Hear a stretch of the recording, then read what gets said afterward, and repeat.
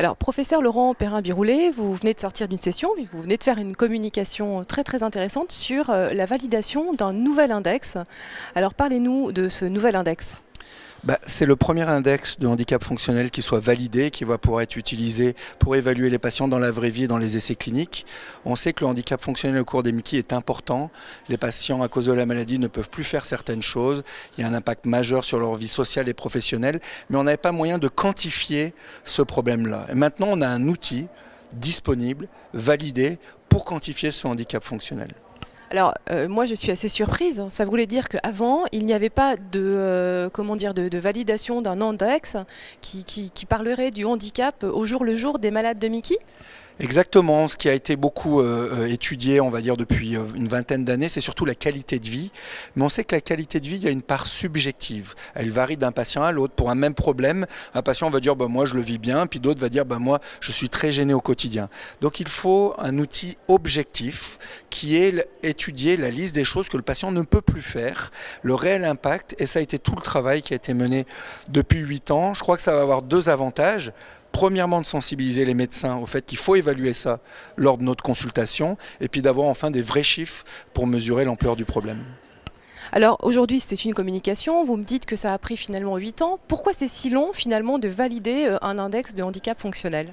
Parce que c'est un travail qui a été initié avec l'OMS, les étapes de validation sont très longues. Développer un outil, ça ne demande pas beaucoup de temps, mais le valider, c'est long. Il faut une autre cohorte de patients, il faut le temps de créer ce protocole, de le soumettre, d'avoir tous les accords des comités d'éthique, de recruter les patients, d'analyser.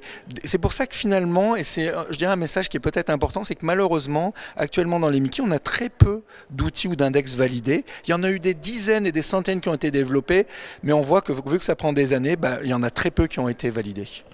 D'accord, puisque finalement le chemin ça a été quand même de pouvoir tout simplement le tester auprès de différents patients pour savoir si on avait des données objectives avec cet index. Exactement, en fait on a débuté en faisant une revue de la littérature, qu'est-ce qui était disponible, après on a interviewé des patients lorsque j'étais à la Mayo Clinique, on a interviewé tous les professionnels de santé qui étaient impliqués dans la prise en charge des MICI, on a interviewé des professionnels de santé de par le monde, sur tous les continents, donc ça a été quand même assez long, et puis après l'étape finale c'était cette validation dans la cohorte EPIMAD en population générale pour avoir finalement les premières données sur cet index, parce que l'index c'est bien, mais il faut savoir quels sont les chiffres, et maintenant on sait que le handicap chez ces patients-là, il est modéré à sévère chez quand même au moins un tiers des patients. D'accord, donc maintenant on peut utiliser cet index partout en France et dans le monde ?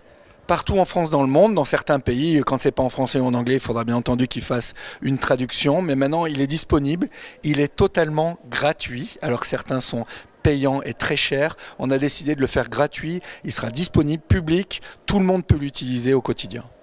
Merci beaucoup et bravo. Merci.